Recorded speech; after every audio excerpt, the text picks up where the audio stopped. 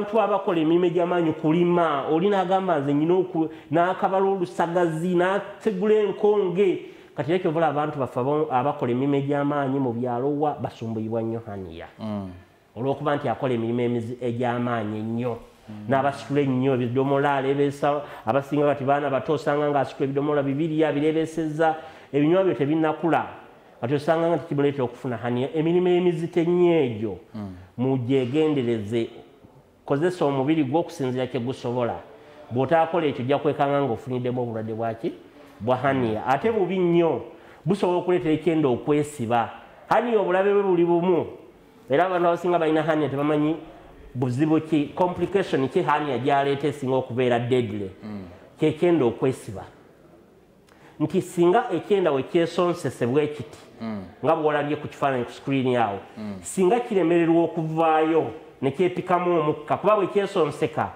osobola okuba ne gaasi nekyepikamu omukka nekikola omupiira kisobola okwetugga nekigaana okuvaayo kiviirako ekyenda okwonooneka era abantu abasinga batera okubalongoosa ebyenda oluusi byenalaginze bafunye ekyenda okugaziwa ennyo abamu oluusi ekyenda kinubuseeko sebusa nga kiva ku haniya n'otandika developinga cancer cells olw'okuba nti ekyenda kino kigenze kikulubuka obutofaali ne bwonooneka ate kireetera obutofaali obuli abunoma okutandika okujja mu kifo ekyo nosanga ofunyemu kansa kakati ensonga endala ereetera abantu okufuna haniya diarrhea omuntu okufuna gwamu embiro ez'amaanyi ennyo pressure gy'okozesa eyo oluusi ereetera ebinywa by'olubuto okunafuwa naddala mu baana abato abafuna diarrhea ne constipation omuntu asobola okufuna diarrhea ate n'amala olubuto ne lwesiba naba nga tafuluma kati embeera eyo erina engeri gyenafuyamu ebisenge by'olubuto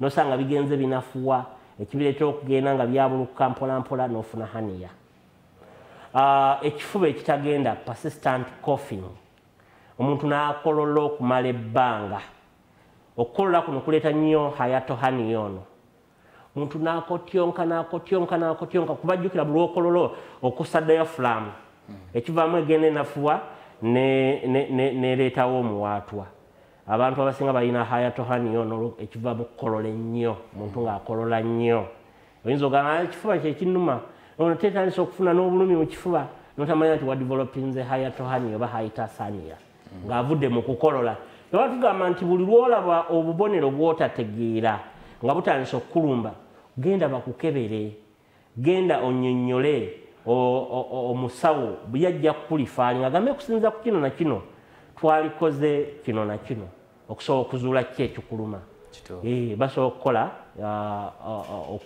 basobola okukebera okusinziira ku kiki ekikusumbuwa ne bakola abdominal scan okulaba ddala waliwo omuwaatwa ku lubuto lwo kijja kukuyamba ensonga endala ereetera omuntu okufuna haniya naddala mu baana abato okukaaba ennyo naddala abaana balina infant colic obwoka obwoka buno buleeta nnyo abaana okufuna haniya omwana n'akaaba nga muwere wiiki emu wiiki 2 mu kukaaba nnyo okwo jjukira olubuto lwe luba terunnaguma omukundi ogwo umbilical cord eyo waba wakyali wanafu mu kubeera nti wakyali wanafu ate omwana akaaba nnyo mu kukaaba ennyo omukundi ogwo gugenda gweyabuluza mpolampola ekivaamu ekyenda nekigenda nekivaayo ekiviirako omwana oyo okuzimba omukundi bw'azimba omukundi abalamu ne bagamba nti yeetaaga kojjaawe kumulinnyako ekyo kintu kiri simpu ajja kutereera bagenda ne bakikola naye ate bagenda okulaba nga kyeyongera mu maaso kati ekyo kiraga nti omuntu otandise okudevelopinga ki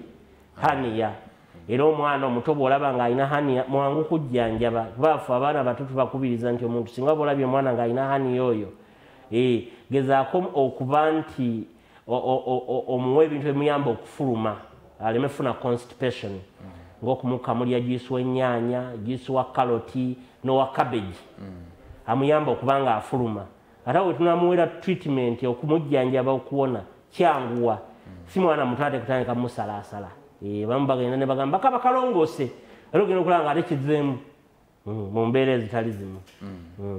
Dr. tutunuulireko neko obubonero kubanga endwadde eno tutandise okugitegeera naye obubonero bwayo bwe buliwa haniya akabonero akasookera ddala omuntu w'olabira nti olina haniya okufuna abnormal bulge okufuna obuzimbu oba okwepika okuli mu kifo ekimu okutali kwa bulijjo. Era omuntu alina haniya oyinza okukeera ku makya ng'olaba ekkundi lyo lifuddeyo.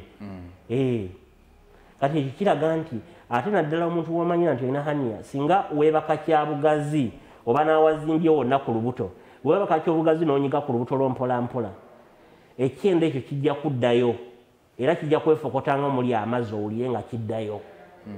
Bw'onaasifuka bw'oti ojja kulaba kiddamu kibalujinga mpolampola nga kikola lampu. Awo osobola okugenda n'okola further examination okusobola okulaba ddala haniya yakusumbuwa oba nsonga ndala. Haniya oyo era singa omuntu aba alina haniya enkola endala gy'osobola okuzuuliramu nti olina haniya, naddala bw'omala okulya olubuto lutandika okuyomba, otandika okufuna olubuto okutokota, naddala haniya ekyo ekyenda ekyo we kikoze omuwaatwa, era bw'onyigawo bw'otyo otandika okuwulira nga wali amazzi nga weefokotafokota. Naye ekyo tekimala kukakasa nti olina haniya. Kirungi ogende okeberebwe ozuulire ddala nti ddala haniya yakuluma. Haniya aluma okusinziira ekifo mwakutte era aleeta obubonero okusinziira mwakutte. Naddala haniya ow'omukameeme wano aleeta nnyo heartburn. Abantu abamu bajjanjaba heartburn oba kye tuyita acid reflux. Olina jjanjaba okumala ebbanga ekizibu kya heartburn ng'alaba tekigenda, nibagenda omukebera nga haniya ebadde muleetera ekizibu ekyo ekyokuba ng'afuna heartburn. Aleeta mu baana ab'obulenzi n'abasajja okugeza tests ne zigejja okwawukana ku zinnaazo. Omuntu n'alowooza nti osanga bwe nnakula. Sanga waliwo akawuka akannumye. Ate abamu bwe baba abaana bakyali bato asobola n'okugamba munne gw'olabika tolina mugimu gwa buntu bwe obutono nnyo. Ng'alaba ye ekikye kigezze nnyo ate akaba munne katono nnyo. Kaakati ekira omuntu oyo alina agundi ekyo tesiti ekimu nga kigezze nnyo, yeebaka ekyabugazi omugamba akwate mpolampola abe ng'akiwewa bw'ati. Bw'anaakiwewa ajja genda okulaba nga kiddayo nga kyefokota. Ekisawo kijja sigala kikalu. Era bwe kijja sigala kikalu oluusi kimanyi n'okukoza tesiti emu n'eba ntono olw'okuba nti eba tekyasobola kufuna homoni emala eya testosterone, eba tekyasobola kuba nti emala olw'okuba nti haniya kino kigenda kigikosa. Ate abamu ne batandika n'okufuna kye tuyita testicular pain, omuntu ng'afuna obulumi mu sayidi emu eya testako nga bw'akwatako bw'ati awulira obulumi bw'amaanyi nnyo nnyo. Kabonero akalaga nti olina haniya owa scrotal. Ate bano abalina engwino, haniya oyo era azimba okusinziira ng'ositudde ebintu eby'amaanyi, oba olidde n'okkuta nnyo, oba obadde opisa olubuto, oba odduse. Kati omuntu wa haniya okudduka ate bulabe nti waddukamu bw'ati nga kyepika. Era abasinga abaagala nnyo okukola dduyino naye haniya n'abalemesa. Kuba buli wadduka bw'ati nga kyepika nga kitandika omuluma, kubanga ebyenda biri byesundasunda ne byesunda wajjawo friction ne watandika okuleetawo reaction eya pain n'atandika okufuna obulumi obwo. Kyetta abanyonyodde ekirala nti waliwo abantu abamu abafuna haniya olw'okulongoosebwa. Omuntu singa baba bakulongoosezza naddala ng'ofunye abdominal surgery, naddala abantu abalongoseddwamu omwana, abakyala basizirian babukulongosezzaamu omwana, kati olukindo olwo bwe luba terunnawona n'okozesa omubiri oba n'oba ng'okoze emirimu egy'amaanyi oba olidde emmere gye baakugaana okulya, oluusi n'ofuna constipation, kisobola okunafuya ebinywa by'olubuto lubiri. Olukindo ne luta ate ekyenda ne kyesolosa ne kyesonseka ku lubuubi olulala. Era abakyala bafuna nnyo haniya nga balongooseddwa. Era agamba kyaniya kino kyennyina kyava kuba nga mmaze kulongoosebwa. Ne balongoosezza ebizimba nabo bamanyi ofuna haniya. Abalongooseddwa hydrocele ne varicocele, abaami batera nnyo okufuna hydrocele ne varicocele, babalongoosa mu testicles n'afunamu ate oluusi n'afuna haniya singa aba tagoberedde mitendera gye baba bamugambye nti kino tokikola na kino tokikola. Kati obulamu bwa haniya ono singa tomujjanjaba kuwona asobola okuleeta ebizibu. Haniya asobola okuleeta ebizibu singa oba tomujjanjabye kuwona asobola okuleeta okwononeka kw'ebyenda byo kuba ekyenda kino wekyesonseka naddala ekitundu ekigenze kyesonseka awo kigenda kinafuwa muscles ezigenda zinafuwa ne tissue ezigenda zonooneka ekisobola okuviiramu irritation y'ekyenda n'ofuna irritable bowel syndrome oba n'ofuna cancer ow'ebyenda naye nga kivudde ku hernia. Abantu abamu bakitwala nga kya lubalaato nti hernia osobola okubeera naye obulamu bwo bwonna. Kituufu naye ate n'aleeta ekirwadde ekirala.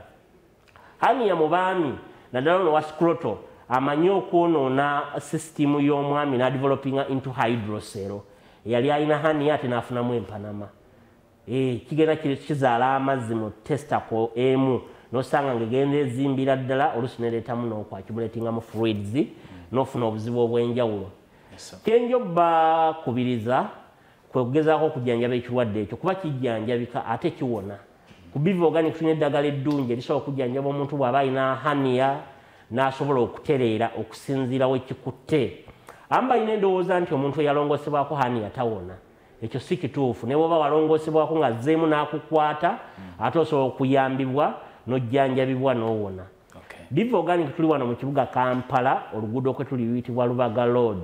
Ku Lubaga Road tuli ku Access Building opposite Hotel Sojovalo. Wotusanga tubeerawo Monday paka olunaku lubeera lwa Sunday.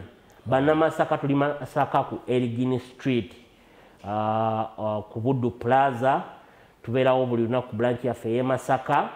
Ate nabategeeza bannamasaka buli Monday esooka mu mwezi nze kennyini mbeera nammwe Masaka tubeerawo n'omusomo ate tubeerawo n'obujjanjabi obw'enjawulo. Era ennaku z'omwezi nga 6 omwezi ogw'omwenda ngenda kubeera nammwe ku branch yaffe Masaka ku Elgin Street ku Buddu Plaza. Tugenda kubeerawo n'omusomo nga bulijjo wamu n'obujjanjabi okuviira ddala ku makya ssaawa 2 paka ssaawa 10 ez'akawungeezi. Walina okusomoozebwa kwonna mu mubiri, olina endwadde ekusumbuwa, kwolwokeerako osobole okuyambibwa, tojja kusigala kyekimu. Eruweero tuli Kasana okuliraana Airtel. Buli Tuesday tubaawo n'ekipya ku branch yaffe ey'e Kasana Luweero. Banaffe ab'Erugazi abanaffe abali Emityana tuli Mityana opposite ne main gate y'eddwaliro lya gavumenti Emityana. Wabeera waggule buli lunaku ate Friday buli Lwakutaano tubeerawo n'omusomo wamu n'obujjanjabi ne ku Lwokutaano luno tugenda kubeerawo n'ekipya ku branch yaffe ey'Emityana. N'amatabi mangi okwetoola eggwanga bw'oba oyagala okumanya ebisingawo osobola okuyita ku nnamba z'olaba ku screen awo. Tujja kwongera okukulambululira ky'oba totegedde okuva wano ku mpewo bw'onaatukubirako oba n'otuweereza obubaka obwa WhatsApp oba text message. Nze Dr. Ssenjobe. Tweyanzizza munaffe weebale kulaba programu emmere eddagala ey'olunaku olwaleero ate era n'omulundi ogunaddako tukugamba nti weekuumire nnyo ku Bukedde TV bingi ojja kwongera okubitegeera. Nze Walugeme Moses, Dr. Ssenjobe gwe tubadde naye, Biva Organic and Natural Health Products. Katonda abatukuumire.